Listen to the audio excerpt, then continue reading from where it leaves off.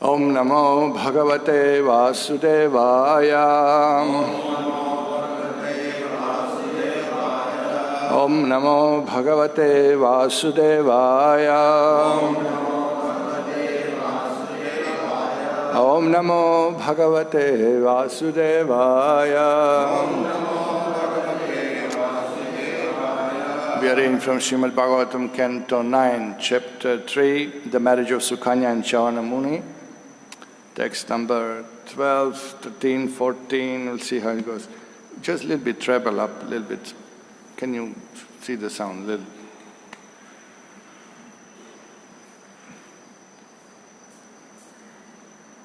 Hare Krishna, Krishna, treble up, bass little down. Hare Krishna, Krishna, Krishna, Hare Hare, Hare Ram, Ram, Ram, Hare Hare. Hare Krishna. All right. So I'll be reading Shloka 12. Graham grahishya somasya yagyevam apyaso mapoho kriyatam evayorupam pramadanam yat ipsitam. Translation Shloka 12. Chavana Muni said, although you are ineligible to drink somaras and sacrifice, I promise to give you a full pot of it. Kindly arrange beauty and youth for me, because they are attractive to young women. So here we are continuing, hearing the story of Sukanya and Chavana Muni, and this is now Chavana Muni speaking to the Ashwini Kumaras who came to visit him. So yesterday's shloka, just to remind you, I read. Thereafter, some time have passed, the Ashwini Kumaras' brothers, the heavenly physicians, happened to come to Chavana Muni's ashram. After offering to respectful obeisance, Chavana Muni requested them to give him youthful life, for they were able to do so. So this is what he said. Although you are ineligible to drink somaras and sacrifices, I promise to give you a full pot of it. Kindly arrange beauty and youth for me, because they are attractive to young women. Text 13. Badam ityachutur vipram abhinandya bishaktamau nimajattam bhavan asmin hrade siddhavi nirmite. The great physicians, the Ashwini Kumaras, very gladly accepted Chavana Muni's proposal. Thus they told the Brahmana, just dive into this lake of successful life. One who bathes in this lake has his desire fulfilled. Text 14. Is that today's shloka? Yeah. Okay. Iti uktaha jaraya grastadeha dhamani santataha hradam praveshitaha ashvibhyam vali palita vigraha ityukto jaraya grasta deho dhamani santataha hradam praveshito shvibhyam vali palita vigraha ityukto jaraya grasta deho dhamani santataha hradam praveshito shvibhyam vali palita vigraha ityukto jaraya grasta deho dhamani sattataha santataha hradam praveshito shvibhyam vali palita vigraha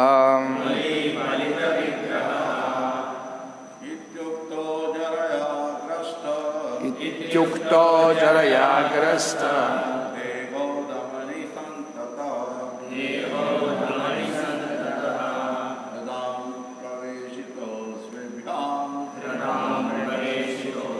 Yam Vali Palita Vigraha Ityukto ityukto jarayagrasta deho dhamani santataha tam praveshito svibhyam vali palita vigraha. Oh. It's not iti. Ityukto.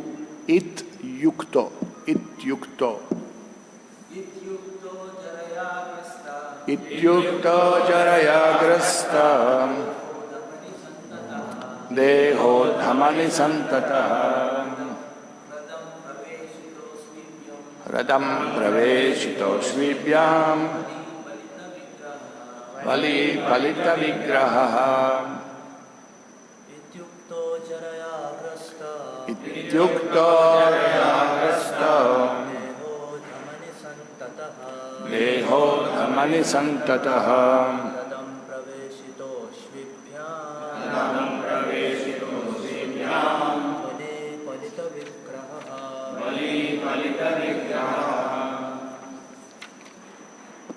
Mataji's. Ityukto jarayagrasta deho dhamani santataha radham praveshito svibhyam vali palita vigraha. Iti yuktaha, thus being addressed. Jaraya, by old age and invalidity. Grasta deha, the body being so diseased. Dhamani santataha, whose veins were visible everywhere on the body. Hradam, the lake. Praveshitaha, entered. Ashvibhyam, helped by the Ashwini Kumaras. Vali palita vigraha, whose body had loose skin and white hair. Translation, purport by His Divine Grace Srila A.C. Bhaktivedanta Swami Prabhupada, founder Acharya of ISKCON. After saying this, the Ashwini Kumaras caught hold of Chavana Muni, who was an old, diseased invalid with loose skin, white hair, and veins visible all over his body. And all three of them entered the lake. Purport. Chavana Muni was so old that he could not enter the lake alone. Thus the Ashwini Kumaras caught hold of his body, and the three of them entered the lake. That's the purport? So I read a little more? Huh? Thank you. Text 15.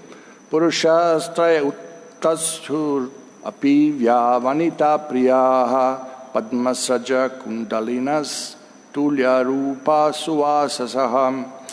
Thereafter 3 men with very beautiful bodily features emerged from the lake.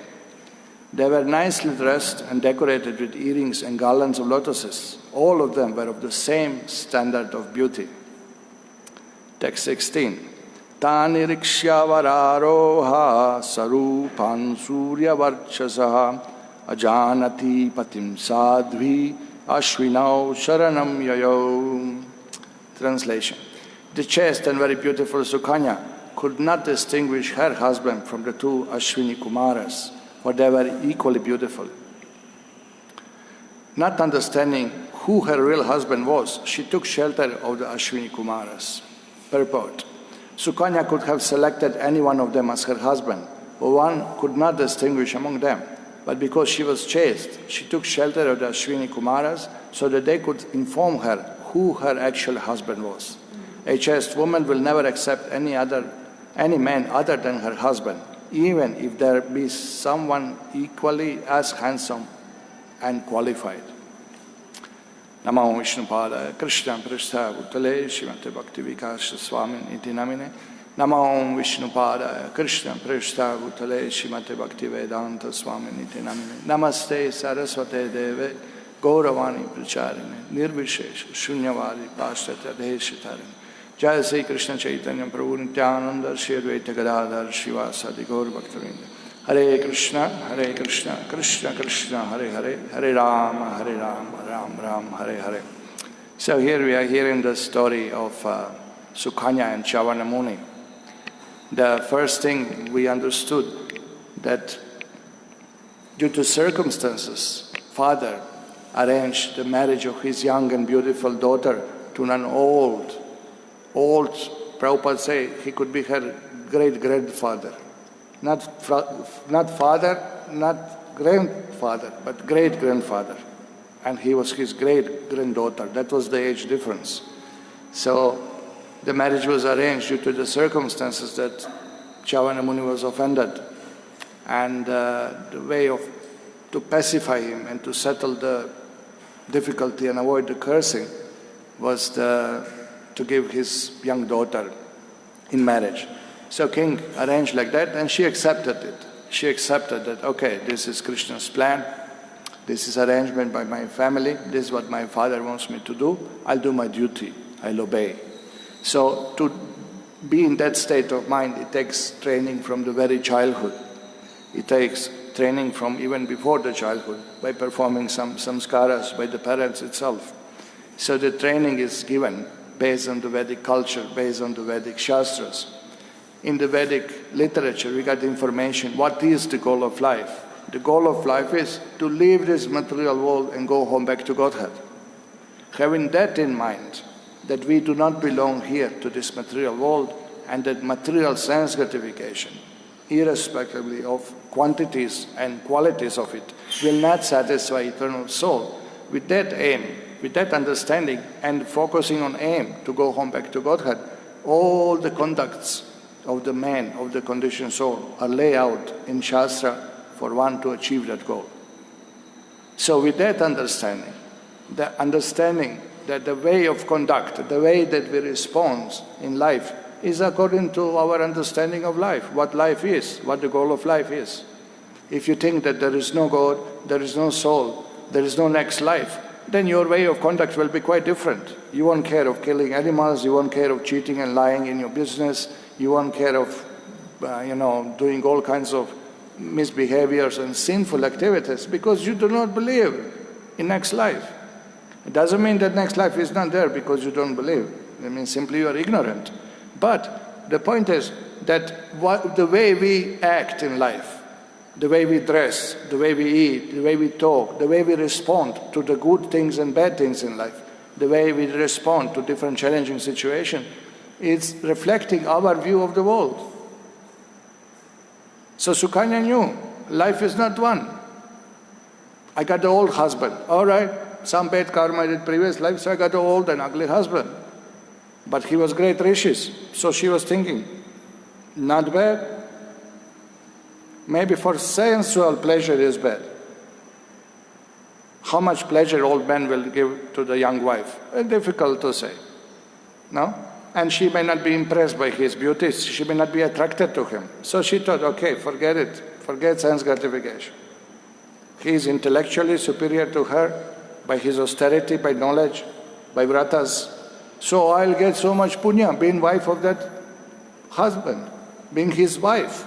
I'll go to his destination, and Rishi, where he will go? Maharloka, Janaloka, Tapaloka, Brahmaloka, maybe Moksha, maybe Vaikuntha, if he is devotee.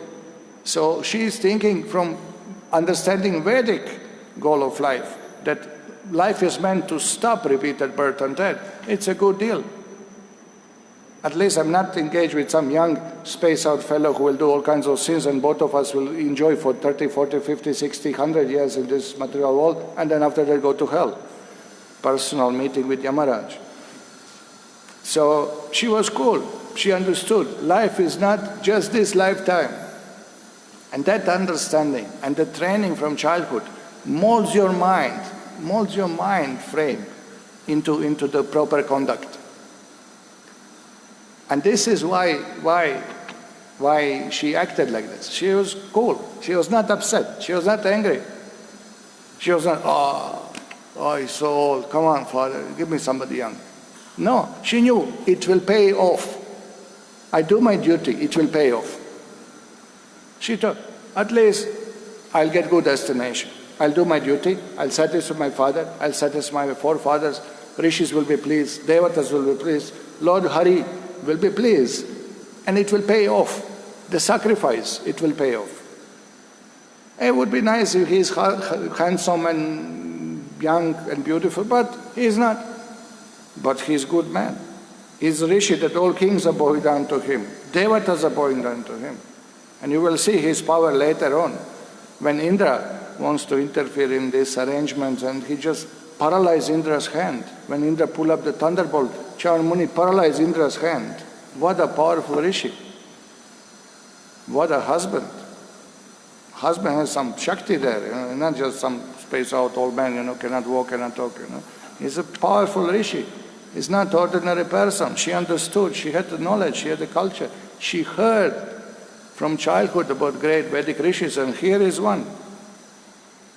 How powerful he was that he could assume the form of one insect and that he was living in the anthill. So she was not mental. She was not, I don't like color of his hair. I don't like his color of his eyes. No. She was not, that grinding like a grinder, something, I don't like this, I don't like that. This grinders, nighttime they put for dosa, butter in South India here, So all night you can hear, She was not like that because she had the knowledge. So here we are hearing from Prabhupada's books, we are hearing from Bhagavatam. Then what is the goal of life? If we do not learn this, then we will be dissatisfied in life. We will not behave properly, we will not have proper conduct in life. Modern Indians are so eager to put their children in the school, in the materialistic school, give them good education, this, that. But this education is based on misunderstanding of the very fact of life. They teach you in the school that God is not there, soul is not there, karma is not there, punya is not there, papam is not there. Just earn money, material success is promoted. And therefore your conduct is wrong. Therefore, why not to drink, why not to smoke? Life is one. The biggest philosophy now in the West, they propagate it. Enjoy the moment. This moment has come now, we are here, let us enjoy. Why you restrain yourself? You cannot give back this moment ever. Once moment is gone, you cannot give it back. That's what we say. One moment lost, that we were not serving Krishna, you cannot give back. They are ambitious for material things. And therefore, their civilization is so bad. Why should I live with old men? Divorce, I'll go for young men. The Shreya and Preya, two things are described in Vedas. The Shreya, what is good for us, and Preya, what is dear to us. So Preya is, now I want to enjoy. Forget old man, I'll divorce him and marry some young man. Preya, immediately I get pleasure. But by divorcing husband, you get papam. Sin is a cure. You have to suffer. So Preya is what is dear to me, but may not be good to me. May not be good for me. Children like to play. They don't like to study. They don't like to go to school. So Preya is the child games. But parents are pushing. No, you stop playing, go and study, go and study, go and study. I don't like to study. But it's good for you. Now you don't know, but you will see later. Later you will be thankful to parents to push you to read, to know how to read and write. No? So Shreya, that will pay off later. So Sukanya knew that, okay, I got very old husband, arrangements are like this. By accepting it, I already saved my fathers and our whole army from the trouble. And we were not cursed, dynasty is saved, fine. Yes, I'll give up sense gratification, it will pay off. I'll go to husband's destination. Next lifetime, I'll be born as a devata, I'll have better facility to enjoy life. That is her understanding. Today's understanding, enjoy now. So, bribe, take the bribe, steal, cheat, dump one wife, take another wife, third wife, fourth wife. It's a madness, because everything is based on wrong philosophy of life. Misunderstanding what is life, what is that, what is the goal of life, and how to achieve it. Complete ignorance. Ignorance is there. Modern education kills this, the very, very basic aspect of the spiritual life, that God is there and we are responsible for our activities. They're simply challenging it all the time. They're mocking on it, they're challenging God, they're challenging temples, they're challenging deity worship, they're challenging sadhus, they are mocking on religion.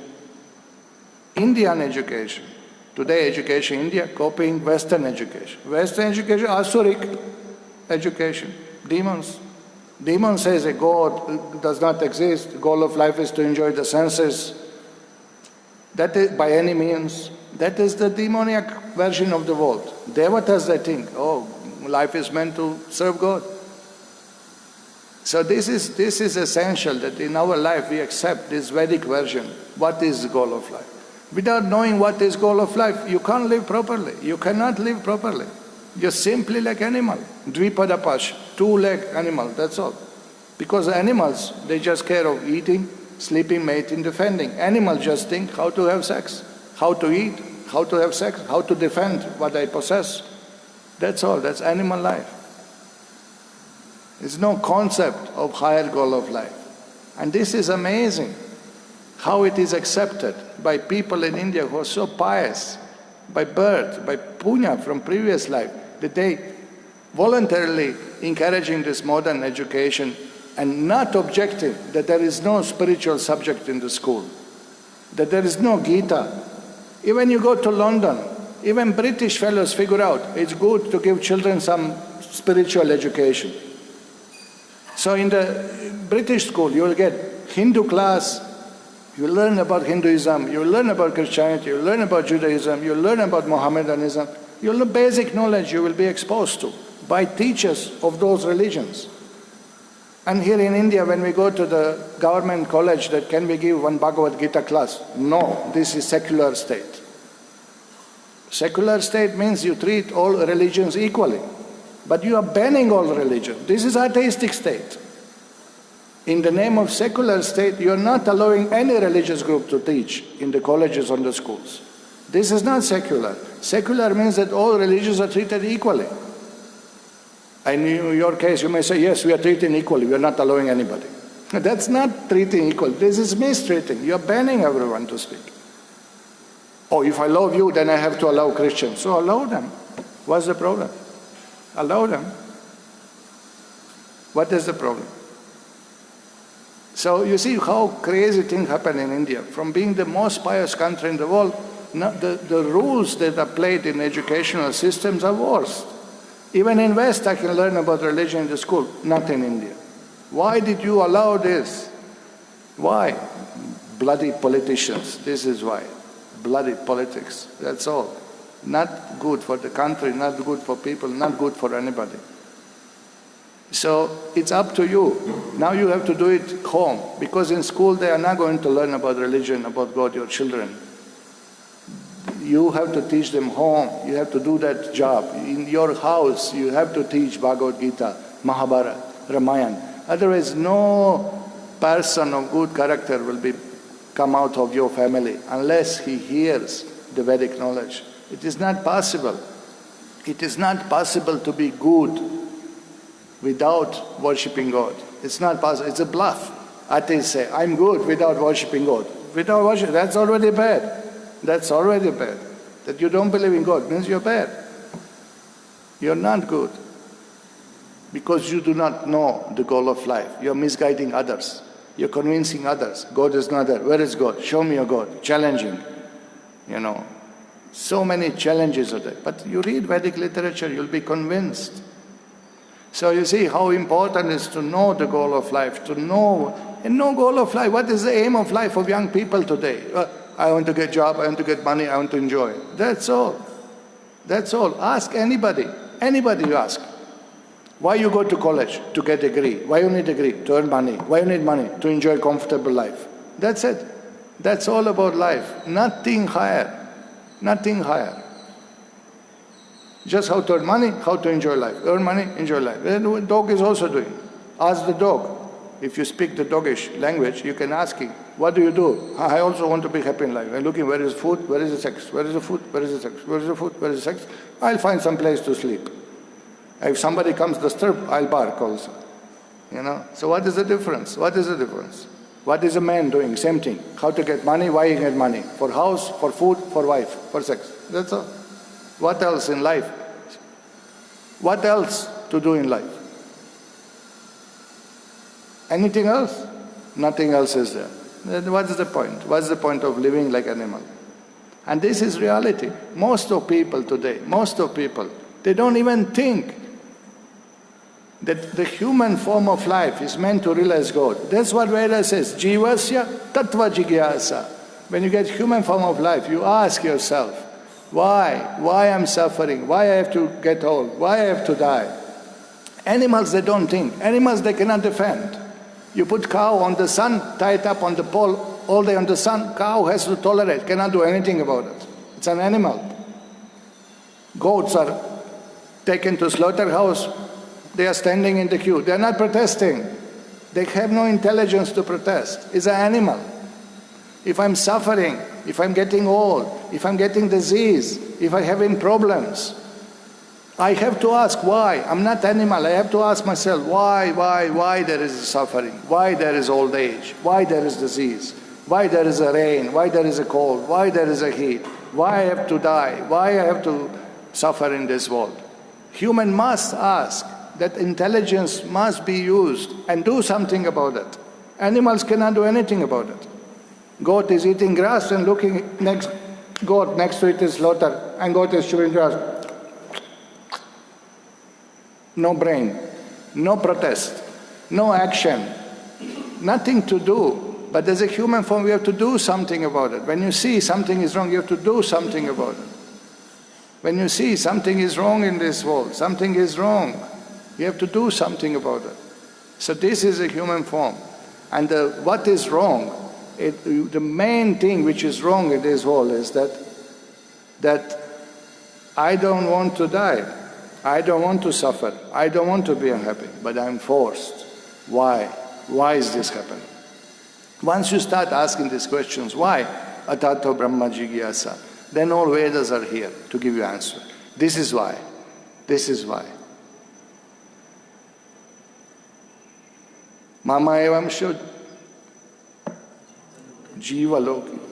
What is it? Mama evam sho jiva loke jiva bhuta sanatanaha. First tells you, who are you? I'm part and parcel of God. I'm spiritual being. I'm eternal. I'll never die. I'm changing bodies. Then Prakriti sthani karshati. What is it? Mana shashta indriyani prakriti sthani karshati. Then while we are in material world, mana shashta indriyani, we are trying to engage our senses and mind in enjoyment, but we simply suffer. We simply suffer in material world. This is the position. Gita says this. Gita doesn't say, pray to God and all your problems, material problems will be solved. No, not Bhagavad Gita. You are wrong, sir. Gita doesn't say this. Oh, God is there, so we pray to God and He will solve our material problems. We'll get job, we'll get money, we'll get good wife. No! This is not what Gita is teaching. Gita is teaching that material world you give up, it will never give you happiness. No, not Bhagavad Gita. Bhagavad Gita says, give up idea of searching for material happiness. Go for moksha. Every religion, everybody in the world goes to God asking something material. Cure my back, help us, bless us, so my children, my family. Basically you're asking God, let me stay in material world. Give me money, give me health, give me wife, give me this. You're just asking, God, you be up on the cloud, but bless us so we can enjoy material world. But Veda says, no, we are spirit soul, we belong to Vaikuntha, we belong to God. We should be with God, associate with Him, play with Him, dance with Him, sing with Him. We are His eternal part and parcels. Jivara Swarupa Hoy, Krishna Nitya Das. We will be happy only when we come back home, back to Godhead. When we return to Vaikuntha, then only we'll be happy. God is not here to bless you materially. God is here to bless you spiritually. Material things are temporary. Any material blessing is temporary. So why to ask God for material things? Krishna says in Gita, Avidi Purvakam. They do not know properly what to ask. They are worshipping devatas for material benefit. Alpa medasam, less intelligent, who is asking for material blessing, is less intelligent. Permanent solution. Yadgatva nanivartante tadhama paramam mama. Once you become devotee of Krishna, you don't take birth again in material world. That is permanent solution. Why you want to ask for money? Why you want to ask for curing disease? Why you want to ask for health? Why you want to ask for beautiful wife? Anyway, all are temporary. You can't keep any of this. But if you ask for bhakti, if you ask for devotion to Lord, by devotion, bhaktyamam abhijanati, by devotion, you will come to Krishna. Once you come to Krishna, punarjanma na vidate, no more birth and death. No more hunger, no more fear, no more death, no more disease, no more old age, no more mother-in-laws, no more Pakistan, no more COVID. Finish. Everything is done in one stroke. Why to be foolish? Alpa Medas and Krishna says, foolish people come, give me material benefit, give me material benefit, give material benefit. It's meaningless. Cure disease perpetually, eternally, forever, one stroke. Unless we know this, unless we know what is the goal of life, we'll not know how to behave, we'll not know how to dress, what to eat. If you know what Veda says, if you eat meat, you will become meat next life. You will become that animal and killed in the same way. Mamasaha. When you kill the goat, you have to whisper the mantra in the ear. Mamsaha. Mamsa means meat in Sanskrit, but Mamasaha means, in this life, as I kill you, next life you will kill me. That's the mantra. So after that, hearing the mantra, who will kill? Look at the Tamil Nadu. So many people are eating meat. Why? Why? Because of ignorance. Why they eat meat? They kill animals. Animal is not happy. Nobody is happy to be killed. You're doing violence. For violence, you will suffer violence. You have to. This is law of nature. You have to suffer violence by violence. These are irresistible laws of nature. Nobody can change it. But foolishness, that who has seen God, who has seen karma, who is doing all this, I'll eat whatever I want to eat. You a pig, become pig next life, then you eat whatever you want to eat.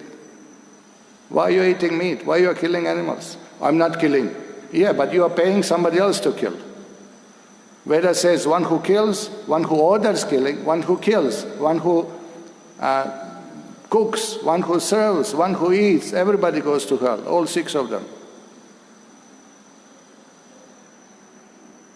I don't kill, I just go and purchase in the shop. Yeah, but because there is demand, then there was the killing. This much brain you don't have that you are harming somebody. Go and see how goat is killed. Go and see how goat is killed. Is it happy? Huh? Goat is saying, oh, very nice. Suffering, screaming, fighting for life. Who are you, rascal, to take the life? You can't create life, you can't take life. But so common. Go Sunday on the streets of Salem. Why so many meat shops are there? Why? Because ignorance. People, they don't know. They are going to suffer. They are going to be hanged next life. There, same hook he is taking today, meat from. So much ignorance. Why? Why? Because people don't read Bhagavad Gita, they don't read Mahabharata, they don't read Ramayana. They are studying Einstein. They are studying, Stephen Hawking. They are studying this atheistic fellow, what is his name? Richard Dawkins. Darwin they study. We are coming from the monkeys. Yeah, maybe you, Mr. Darwin, coming from monkeys, We are coming from God. This is what Veda says. Why should I believe Darwin? Neither he could control senses, neither he could be chaste to his wife, neither he could, stop drinking or smoking, and I have to believe him. I'll believe Vyasadeva, who is self-control, who is self-realized soul, who is great rishi, who is truthful, who already given up all material desires. And he say God is there, I'll believe him. Why should I believe you, scientist, nonsense fellow, who can't control senses, who is fighting for name and prestige? So today, Indians believe in science more than they believe in Vedas. Science, science, whatever science. Where is your science? Give me medicine for COVID. Where is your science? Bogus, all bluff, You see what science is. 2 years we are waiting for simple virus medicine, We are so advanced. We are sending satellites on the moon, So much faith. How did you people get so much faith in science? It's unbelievable, Previously Vedas were accepted like this, unquestionable. Now whatever science, don't comment on science, So much faith in materialistic people. And you've given up faith in rishis, given up faith in Vedas, given up faith in your own forefathers. No? Look at some guest gentlemen we have, they came for Gita class. We are welcoming you, we are very happy to see you. But you are wearing pants, shirts, you have no tilak. You are looking like British gentlemen. And we are wearing dhotis and kurtas. I'm more Indian than you, it seems like. Now we are happy you came, it's good. Now, but just see how education replaced the culture. Because in school they taught you, Britishers are better than Indians, British culture is better than Indian culture, British books are better than Vedas. And you are convinced? You are wearing pants and shirt, you have no tilak, you have no shika, you eat meat, you drink wine, you are smoking like Darwin, Britishers. Why did you give up your culture? Because you did not get opportunity to hear. Nobody explained to you Gita, Mahabharata, Ramayana. Nobody explained what a treasure you have in your own house, in your own country, in your own heritage, what a treasure you have. So we are hearing here Bhagavatam, Sukanya. She was married to old man. And she say, anyway, it's my duty.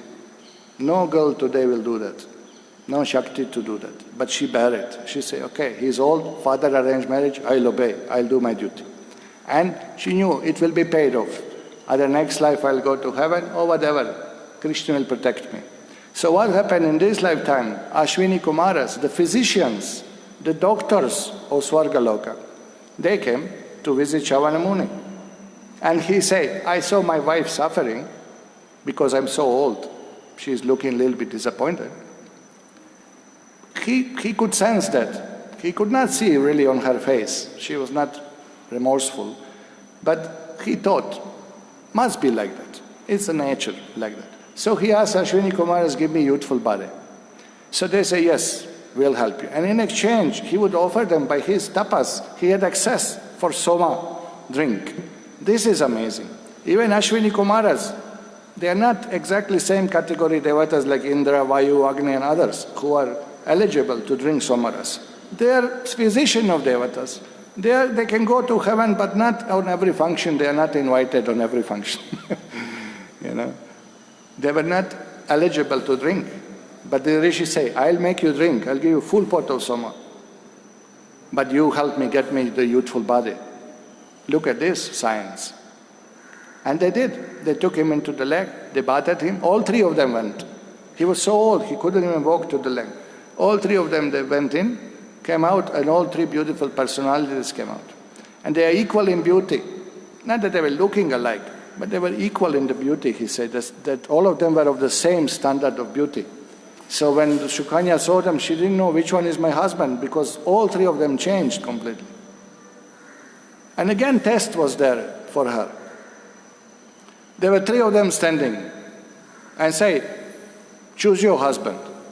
So chastity was tested again. So she said, no, I offer pranam to Ashwini Kumaras, please you tell me who is who. And they were so pleased with her by that. Again she proved her chastity. And then they showed, this is your husband. So this is Shreya. Shreya, it pays off.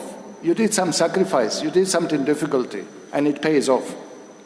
Yes, we don't eat meat, we don't drink, we don't smoke, we don't go to cinema. We are not into these material things. So some people say, oh, you're not enjoying life, you're doing great sacrifice. Oh, these boys, they are not eating chocolate, they are not drinking cold drinks. Oh, they are suffering. Maybe, from your point of view, looks like suffering. We have nice Krishna prasadam, we have buttermilk, we have lassi, we have so many juices to drink. We are not hungry, we are not starving, but we want to take only Krishna prasadam. We are doing some sacrifice. And what is sacrifice paying off? It's paying off in our consciousness is pure. We are not killing animals. I can sleep peacefully. I didn't kill anybody today, neither yesterday. I'm not going to kill tomorrow, Krishna willing. You know? Nooses are not around my neck hanging because of meat eating and smoking and drinking in ignorance. So I peacefully sleep even now, and it will pay off also in next life. We believe next life. Makes sense. If life is only one, then what's the point? It's meaningless. Then it's really meaningless, to live. So we do sacrifice. Sacrifice must be done. Even people who are sports people, you see them, who are going for Olympics. They cannot just eat and drink and spend all night in the bars and do any nonsense. They have to practice, they have to control their diet, they have to restrain themselves. Friends are going, let's go cinema, let's go here, let's go there. But they will say, sorry, I like you, you're my good friend, but I have to practice. I have to run, I have to prepare, I have to sacrifice. Then it will pay off. Then only golden medal will be achieved. Same thing, you cannot just go to college and not study. You have to sacrifice. We are in college, all day going cinema, all day playing with friends. No, you have to study, you have to sacrifice. I also like to play with my friends, but I have exam, I have to study. So you sacrifice, then you pass your exam. So the highest goal of life is love of God. That is the highest sacrifice. It's the highest sacrifice. And devotees are ready to sacrifice everything for Krishna's pleasure. And it pays off. In this lifetime, already everybody is happy. And next lifetime we go home back to Godhead. We don't care for repeated birth and death.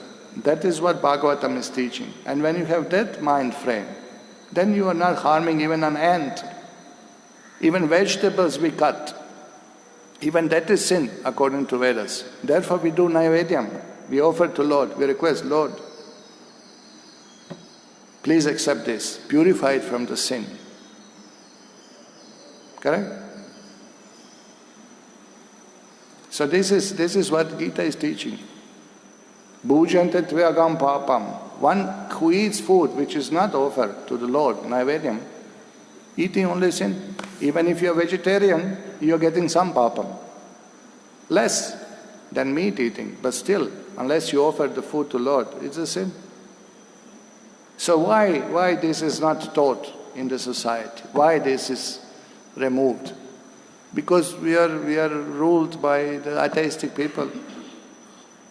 Our leaders are ignorant about the goal of life. Our leaders are ignorant about Vedic knowledge and treasure and how everybody can become happy by following Vedic system. So here we see the Sukanya, her sacrifice, her endurance to the Dharma, it paid off immediately, even in this lifetime. Even in this lifetime, she achieved, all her desires were fulfilled. What to speak of next lifetime? Okay, I will stop here. Thank you very much for coming and hearing. Hare Krishna. Take seriously this Vedic knowledge and it will help you very much in life. Any questions, any comments?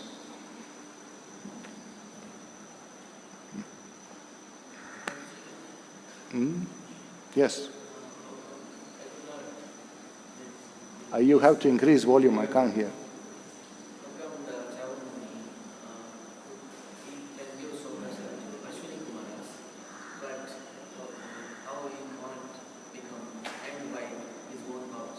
Yes. So the question is that how Chavana Muni could give Somarasa to Ashwini Kumaras but could not, by his own powers, become youthful. Everybody gets, if you came on yesterday's class by Jagan Mohan Prabhu, he explained very nicely.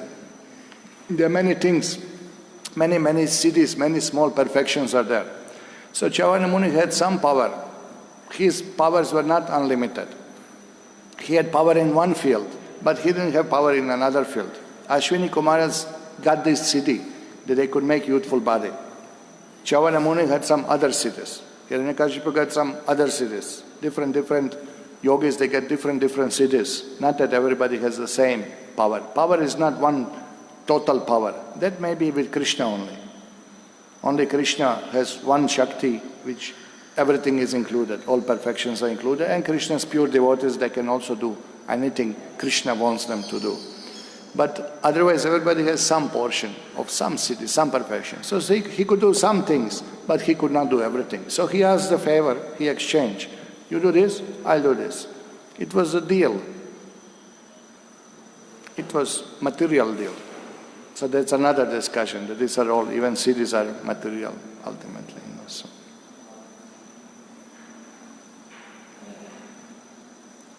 Yes, please.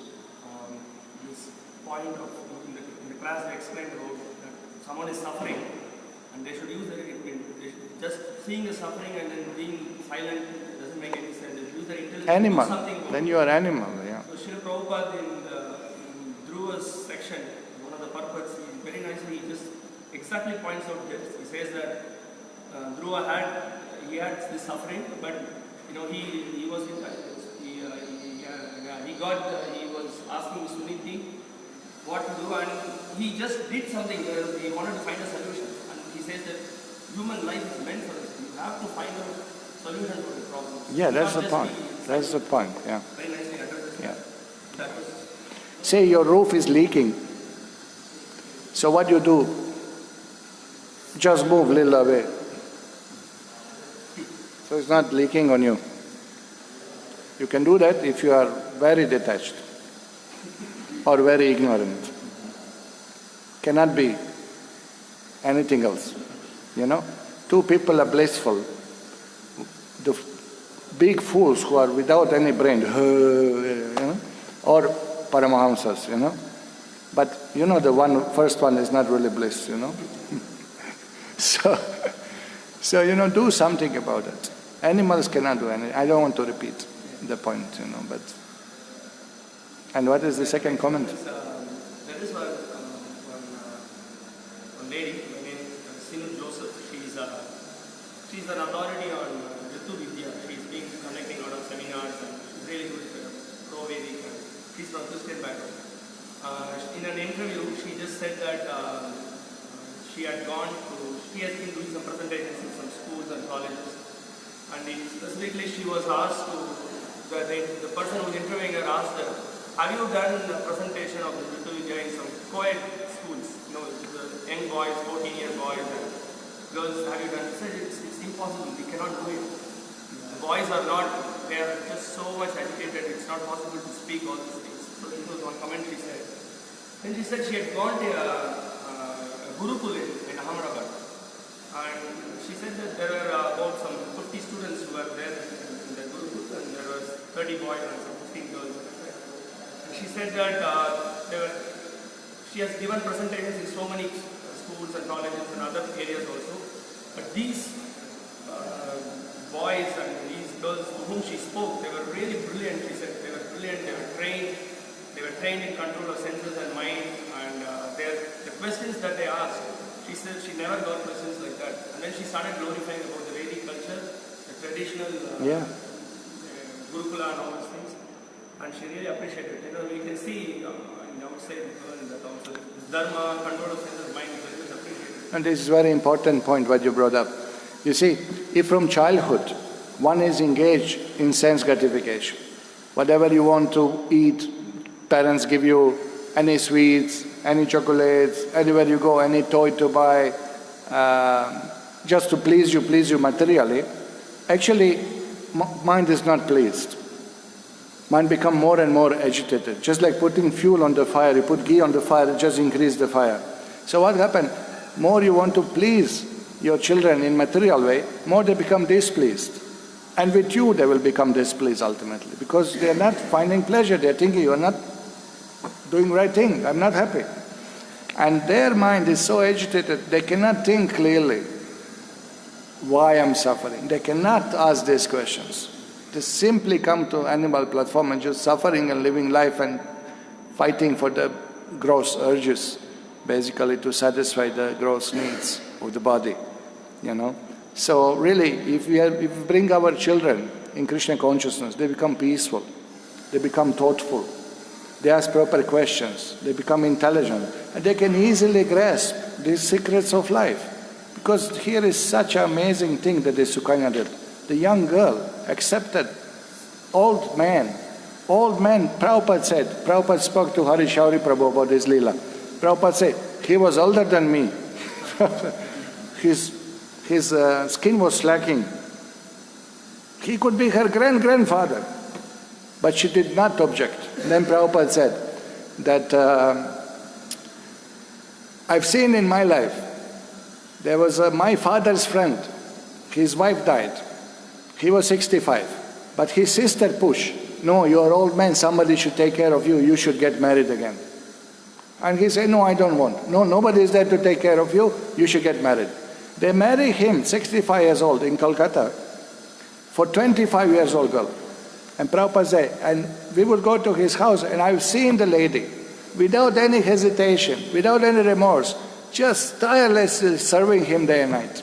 25 years old girl, simply accepted. Okay, this is my husband, I'm going to do my duty. Prabhupada said, we have seen it in our lifetime.